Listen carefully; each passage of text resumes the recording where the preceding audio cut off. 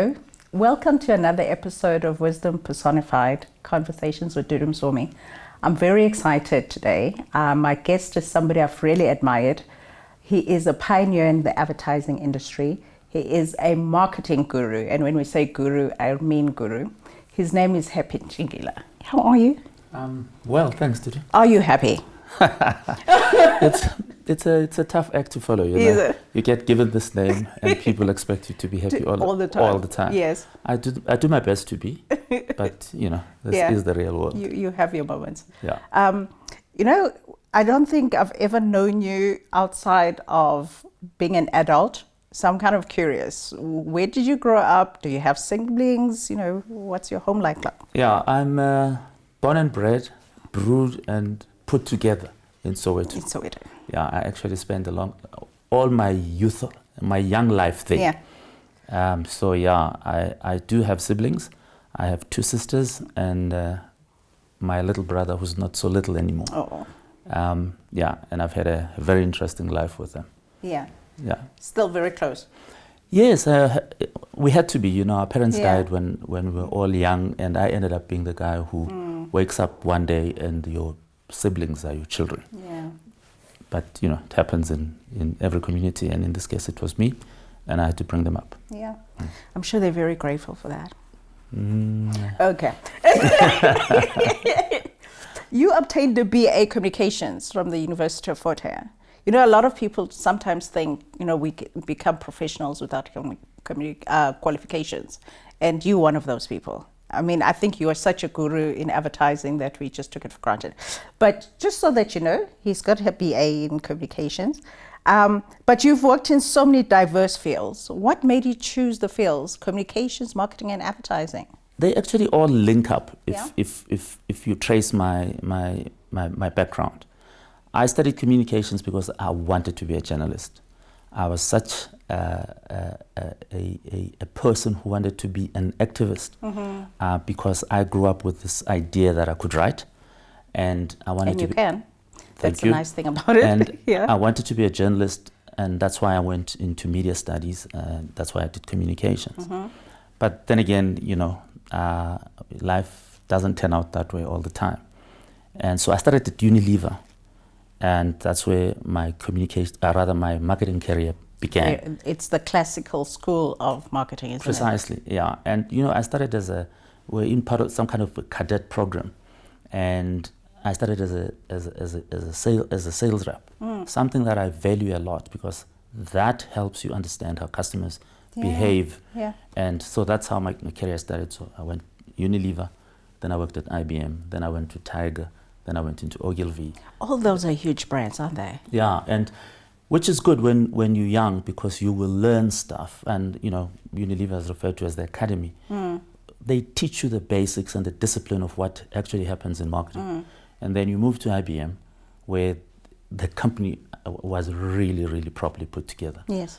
And then I moved to Tiger. Yeah. And I worked on a huge brand called King Kong.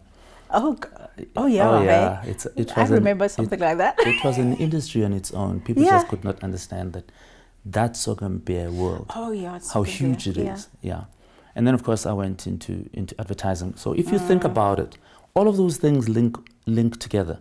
And ultimately, when I went into advertising at Ogilvy, I actually think that's where I discovered what I really wanted to do with my life and my career.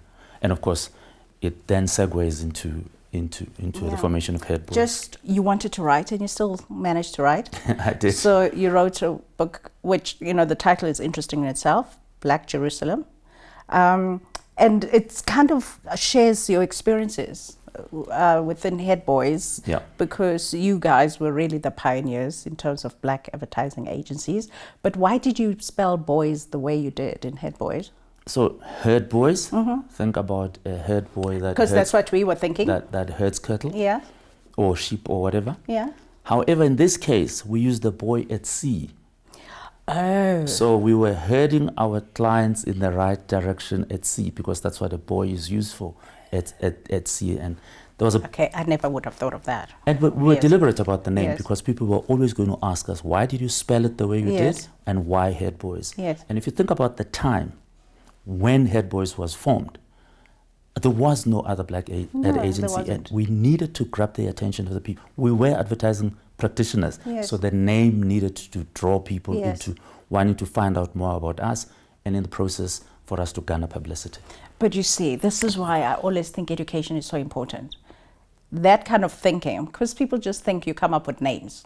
It just comes from nowhere. The thought process Yeah, and the look, strategic thinking around it, for me, that's always what's amazing. there was method in our madness. Yes. But what was the message in your book? The message in the book really it talks about the challenges that ad agencies face when they go into pitches. And that's what I talk about. That it's actually quite educational about the things that you can or cannot do when you go into a pitch. I'll give you one example. So suddenly you're an ad agency and you've been invited to a pitch. The question is, does the client really want to appoint you? Yes. Do they really want to get rid of the ones that they have at the moment? Yeah. Or are they just doing an exercise because 3 years is over? One of the things that we do, or we used to do, was find out the hidden agenda. What is it that this client is trying to do? When you know the hidden agenda, you know how to approach that particular pitch. So this book is about all those experiences. And of course, it's quite a funny book because we talk about things that happen maybe the night before or what happens on the day. I mean, one of the stories we tell is we went to do a thing with a pitch for the health department. Yes. And they told us they've got everything. We wanted a TV set, we wanted to project stuff. Yes. When we arrived there was nothing. So I sent John Smedel, our copywriter, to go and buy a television from the Ellerin store downstairs. So John goes and buys the thing, and he pays with his credit card. And he takes this television, he's carrying it in the morning, he's running. Oh my gosh. And someone, now look at the picture of this scene. Oh my gosh. It's a white guy carrying a television set, running in the morning. It's a black guy chasing after him. And it looks like he stole this thing when in fact this man is chasing after him because he forgot his credit card. That is hilarious. It's those kind of things. But the truth of the matter is we needed a TV and he went to buy one. So those are the stories in the book. The days of advertising. But where can we get the book now if we want it still? You can get it online. Okay, so just Google and you'll find it. And the good thing about it, the title, by the way, Black Jerusalem, is we formed an agency because we were entrepreneurs building a company. Suddenly this thing runs away with us. And every corner you go to, black people are telling us just how proud they are of what we had done, because this thing just grew and became very, very big. And we became the Black Jerusalem, we were taking them to the land of milk and honey. But suddenly we belonged to the community, and we couldn't afford to fail, if you understand. Lots of pressure, hey? Yeah. Lots of pressure. I know, because when we were coming in, obviously I started in a different agency, but we knew who you were. And I remember there's one particular pitch we were competing, and you won. Of course we did. Never mind. Moving on. What's your unique value proposition? What makes you memorable and impactful? I've always seen myself as a teacher. So when I work with people, I teach them how to do things and how to identify an insight. And I do this through telling a story. I'm a very good storyteller. And that's the one thing that I'd like to believe I've imparted and transferred to people. I teach them. I even teach the ones that are unteachable. You leave them with a legacy of sorts. By teaching them just how to identify an insight. And that's what this whole communication world is about. It's about finding an insight and communicating it. The first time I laughed, you were presenting at, we were invited to this annual communications conference in Swaziland. And you had people in stitches. I was not aware you had a mischievous side. Where does that come from? It depends. It depends who the audience is. And I was talking about a subject which was the digital subject at the time. Yeah. And a lot of people at that time did not really understand this thing. And I felt, what would be the best way to communicate this? And I thought, make it light. Yes. And make people understand and play with it, Yes. because part of it was interactive. Yeah. So I guess it's all part of the storytelling a bit. If Yes. you're going to tell a story, And keep you were people very interested. good at it. Thank And I you. had to go after you. Sorry. Yeah. Moving on again. What's the most courageous decisions you've ever taken as a business leader? And how did it turn out? Look, I think the courageous decision was I was on a proper career trajectory, as they say. And I was really doing well for myself as an individual in advertising at Ogilvy. And I took a decision to leave that and go start my own with my partners, of course. And we didn't know how that was going to turn out. And it was 1991. Gosh. So it was during the apartheid era. We didn't know where the support was going to come from. But as soon as that decision was made, there was no turning back. I really believe that that was the biggest decision I've ever made. And what also transpired out of that is that we transformed an entire industry. And suddenly people discovered that our fellow black brothers could do this. And remember, the advantage we had is we were advertising practitioners. So thank goodness someone had taught us the craft. Yes. And then we came up with a unique offering. We understood all sides of the market, the white market and the black market. Yeah. And Just of course, because you were black didn't mean you were just targeted to black people. No. And in fact, we also did not go out there to form an ad agency that would be populated by black people only. We had black and white. The ownership was black. And that was the most important thing. How was the journey though? I mean, was it worthwhile after a while? It was worth every moment because, we were involved with the voter education at the time. We did that entire voter education. People could not understand how it worked. When we worked on the ballot paper. Yeah, because you designed that. Yes, a lot of people could not read. If you remember, people are going to vote. And we had to make it simple. How do the people then go into a voting booth and vote for the party they want to? Put the picture of the leader of the party. Ah, is that where that and came made from? things simple. Okay. Yeah. And of course, there was the small matter of the IFP coming in, not going in. Yeah. But we got involved with iconic events. Yes. One of my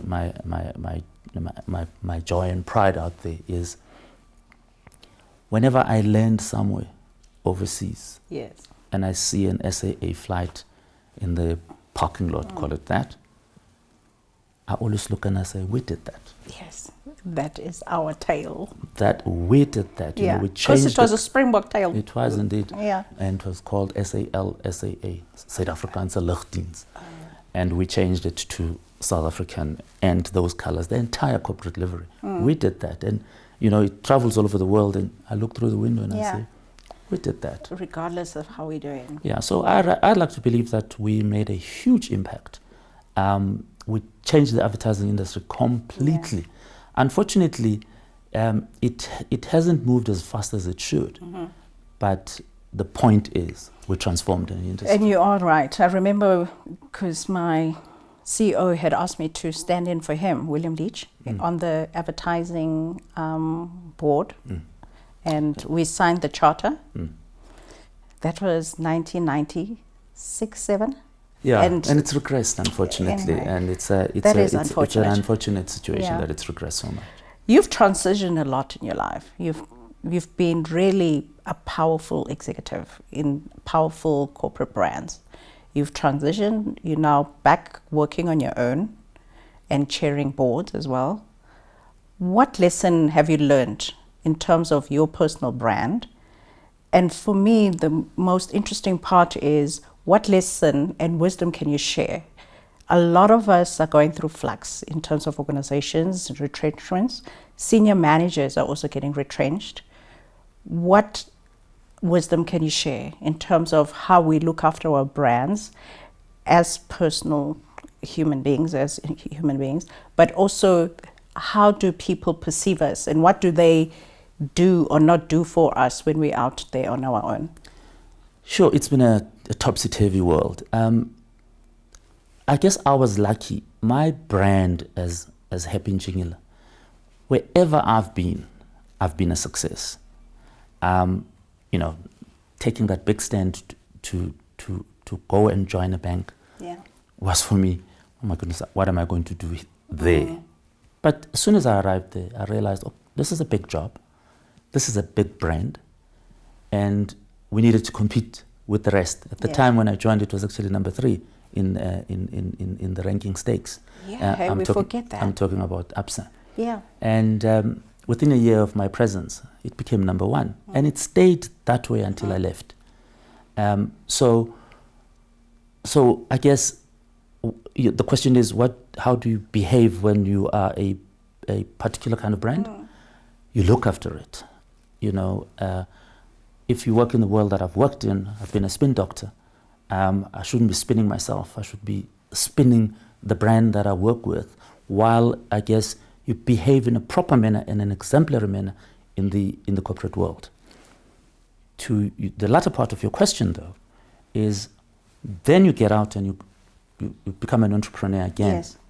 It can be very lonely, Dudu, because for some reason you remain relevant when people need stuff from you, because you are this top executive and you work for this big company. You're powerful. Yeah. People tend to see you as relevant during that time. As soon as you're out and you knock at their door, and this is a terrible thing that I've experienced, but I have to share it because a lot of people experience it, and black people need to stop it. Yes. Black people are not supporting each other, and they've got all the opportunities to support each other and build more and more industrialists and create more and more wealth. Yes. I do not see that happening in a gung-ho kind of fashion where people are saying, I'm out there to help others because I have the opportunity. It is a big drawback that sits somewhere in our DNA, and I don't know why. Because there's credibility. You had credibility, you have the qualifications, you are seen as a marketing guru when you're part of a big corporate. What is different about you when you're on your own? Shouldn't you be the same kind of person? Presumably, and I'm sure it's not that difficult for people like us who can push and push. Yeah. And I can tell you, by the way, excuse me, you're in that position to be able to help me. Yes. Go ahead and help me so I can help others. We all have a duty to do that, and we're not doing it. I totally understand that. So in 2013, you left the corporate world. You were the chief executive of SuperSport. You left due to health challenges, which we were very sorry about. But today, what are you sure about when you think about life? What do you know for sure? And what insights can you share with regards to the life partners we choose and the vows that we take when we say in sickness and in health? The one big lesson that came out of that, and by the way, the SuperSport job is a really cool job. You know, I can imagine. You buy sports rights, and to make sure that the rights are there, you go and watch the Grand Prix in Monte Carlo. Oh my gosh. But what I discovered, because I was training for Comrades, I was really riding the crest of a wave, and suddenly I wake up one day, I'm sick, and you discover it's not just an illness. You've got a blood clot. It humbled me. And I had to make a call because I had to undergo treatment for 9 months. And I had to stay at home and stop working. The biggest shock is if you've been grinding it for 28 years. Yes. How do you stop? And you wake up one day and you've got nowhere to go. It can be very, very daunting. Wow. But what it does, though, depending on how strong you are, and I am very, very strong-willed, and this strong-willed part comes from hospital after I'd seen myself one morning in the mirror, and I said, who's that guy? because I'd lost weight. I was really, really going through a tough time. And you come back home now, you've got to sit at home and do nothing. I discovered my spiritual being. Wow. Because you can sit and read leadership books, etc., etc. But somehow, I got an opportunity to dig deep into myself in order to take myself out of this quandary, by the way. Because you wake up to sit and eat breakfast, eat lunch, eat supper, and then sleep, and tomorrow again. So that's when I decided, first I'll look after my health. So that was the 9 months that I took. And I discovered some things about myself that you do need to slow down. And it's a very important thing to do. People must slow down. Because what are we chasing? The dollar. I mean, really? You know, look, there's nothing wrong with being ambitious, with being a hard worker and doing the best you can for your family. And the best you can for the good of the country. Yes. But your health is very important. You know, I remember writing a tweet, sitting here at home, because I had just recovered and I could start running. And I wrote a tweet that says, the best gift of life is health. Your health. Because if you can't get up, then you vegetate. And a lot of us take that for granted. We do. Yeah. Because we know we're going to get up. And then when we can't get up, then it's like... When you can't get up, you know, right now I'm injured, I cannot run. And it's frustrating. So I get tempted to go and run. But you'll injure yourself more. Precisely. So I need to take it easy. Oh. I've learned my lessons. Yeah. Anyway, I've gone back to my trainer this year. Let's hope it sticks.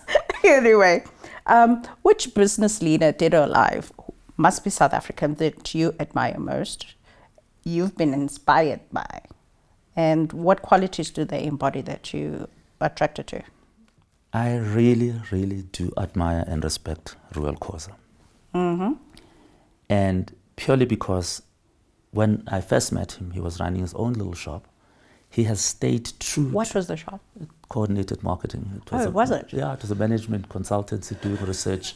Okay. And I have always found him to be hardworking. I've always found him to pursue his dream, and he has pursued his dreams. And he is strong on governance. His ethics are very, very good. And I've always admired that man. And if you look at what's happened with his own career, and he's kept it clean. Yes. I really, really have been inspired by him. And he does talk his mind, speak his mind rather. Yeah. And at some point, you know, he did make some points that didn't go down well. But upon reflection, everybody looks at what he said, and he was correct. But it's about living in integrity, isn't it? True. That you live your values, and sometimes they're not going to be appreciated. Precisely. But you just. But that's the man who's inspired. Yeah. At least we know the same man, so it's fine. I left the advertising agency about 18 years ago, and my thinking was that I was feeling like I'm at the end of the value chain when it comes to strategic thinking, because it's kind of like you just have to execute something. But a lot of things that have an impact in terms of what we were doing in advertising could be whether the product is good quality or distribution. It could be many other things that impacted whether the product moves or not. So I just felt like, it was not something for me. But David Ogilvy, the agency you worked in, said 99% of advertising does not sell much of anything. What do you think about that? Well, that's David Ogilvy, right? Yeah. And I had the pleasure of meeting him, and I drove him around Soweto. Oh, did you? How was that? And he said to me, "So, young man, what would you like me to teach you?" I said, "Just tell me the one thing that I need to remember you by, and that I can tell to clients in the advertising world." Yeah. And he said, "You cannot sell a bum product. So you can have tons and tons of dollars. Yes. As long as the product doesn't deliver, you will not sell it." Because advertising will be blamed. You didn't move anything. However, I disagree with him on the bit about 1%. Yes. Because advertising will determine which product you're going to pick up as you walk down the aisle in the supermarket. So it's good for brand awareness. Precisely, because in advertising, I always say in the world of the blind, the one-eyed man is king. During a recession, when everybody stops advertising, I always say continue. That is the time because to do when it goes away, they'll remember you. Yes. So I don't agree with David Ogilvy here. Well, you know what? How bold is that? No, it's always good to disagree. I see his point, but I also see the other point. When all things are equal, advertising will work. Yes. But if you do, but I suppose in the context of the value chain, sometimes I just want to be at the beginning of it. As long as you remember that the advertising is meant to influence behavior. Yes. Right? And sometimes it influences behavior so much that you don't even remember the product that was being advertised when the idea is bigger than the product itself. Sometimes that's where it's people the music. lose it. Sometimes people remember the music. They don't know what the product is. Yeah. That's not. So that's when advertising has failed. Yeah. We've That's had where many. the insight I always talk about comes in. Yeah. Yeah. I used to enjoy my advertising days, I must say. But then it's time to move on. Do you have a bucket list? What are things that you still want to accomplish? I'm now at that point where I'm working for the next phase. I need to start another HerdBuoys type thing. Oh, really? And yes. Do tell. No, not now. Okay. But that is what's left on my bucket list, so that I can leave a legacy that can pull the ones that come after me, and they continue that legacy. So that's my bucket list. You know, the one thing we didn't get into, with your health challenges, what did you learn about choosing a life partner? Because a lot of us just go according to very superficial things. Support system. Yeah. It's the support system that is important to you. I'll never forget having a conversation with my son, and I said, I asked him this question: when I was going through all of that, what went through your mind? He said to me, the one thing I knew was that you were going to pull through, and it's that support system that I'm talking about. And I guess for me, the opportunity through that adversity to sit and reflect and pull yourself out of it, because you have to use your brain to pull yourself out of it. The medication and other stuff is going to assist you. But to heal, you need to fight it with your brain. One of the things I needed to do was because my lungs were affected, at some point I was at 42% lung function. And the doctor said to me I needed to walk 50 meters this way and 50 meters that way to just to get the lungs going. Yeah. Well, from here to the boom gate at the top there is 280 meters. I used to walk 280 meters, not his 50 meters. He were pushing you even that way and that way. And within a month I was on 75% lung function. That's how I was fighting. That's the spirit, eh? Precisely. Did you notice that 9 months? Gestation period. I just thought, there's something there. Just before we wrap up, what lesson can you teach us about choosing business partners? What do you look for? You've started companies with partners. What do you look for? You look for, it sounds cliched, but you look for like-minded people. But you also look for people who are different to you, because everybody's got a different skill set. But most importantly, you've got to share the same value system. Values. You've got to share the same value system, because if you don't, how then do you become real partners? Because the value system is going to be what determines the governance within your organization, isn't it? And you can't be pulling each other this way. No, you can't. Or you can't be sitting in a board meeting having an argument about values. Yeah. So, but like-minded people, same value system, and everyone must bring something different, To the a party. different a skill set to the party, Yeah. and you're likely to succeed. Just to wrap up, I've really enjoyed this. It's a different part of you that I've gotten to know, which is always nice. It's like every time I meet you, I'm like peeling an onion, but without my eyes like crying.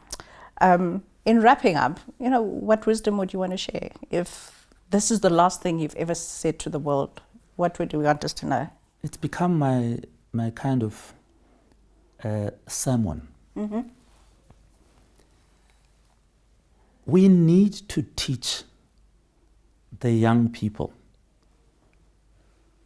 business, not teach them to go get qualifications and then go look for a job. We need to teach them. So when they ask to be mentored, we need to bring them in and mentor them in a way that they think business, not go work for someone else. That is really one thing that I want to share. So I'm really, really hoping that I can start an academy of sorts where creative people can go and express themselves through their ideas that are then converted into business. Yeah, how to monetize those ideas. I'm really, really hoping that can be done. I'm sure you will do it. I will do my part, but a lot of us need to all Come together and say, let us teach kids about business, not go get a job. Yeah. I'm having one with my mentee at the moment whose idea is I'm youth, so I understand content, I understand social media, so give me a job. I'm like, no. When you're no longer youth, what are you going to be selling? So have a craft and convince me you understand my brand and what I'm trying to do. And regardless of whether you're 20 or whether you're 30 or 40, I will give you the job because that's your business, selling yourself. So it's that mindset change, and it's an interesting one. Yeah, there's a kid I met. I didn't know him, and he's a technician at some store, and I got to know him. And he told me he's a carpenter. Yeah. And I said, so what are you doing here? No, I haven't got money to buy tools. And I said, fine, I'll facilitate that so that you become a carpenter. Yeah. And one of the... A skill in that. Yeah. And one of the companies that I'm involved with, where I'm a shareholder, needs that skill. So the next level is for us to support him so that he's got a business as a carpenter. Yeah. Instead of him becoming he's playing around being a technician, which is something that he really doesn't want to do, but he has to do because it's a job. Yes. Now he's doing the little bit that is going to hopefully build a business for him. Yeah. It's that kind of thinking that I hope we can push out there. As Africans, particularly. As Africans, particularly. Don't you love being African? I hope you enjoyed that. Another episode of Wisdom Personified. Happy Ntshingila. He left me very happy. Are you happy? Until next time. And remember to subscribe to our YouTube channel, Wisdom Personified, Conversations with Dudu Msomi.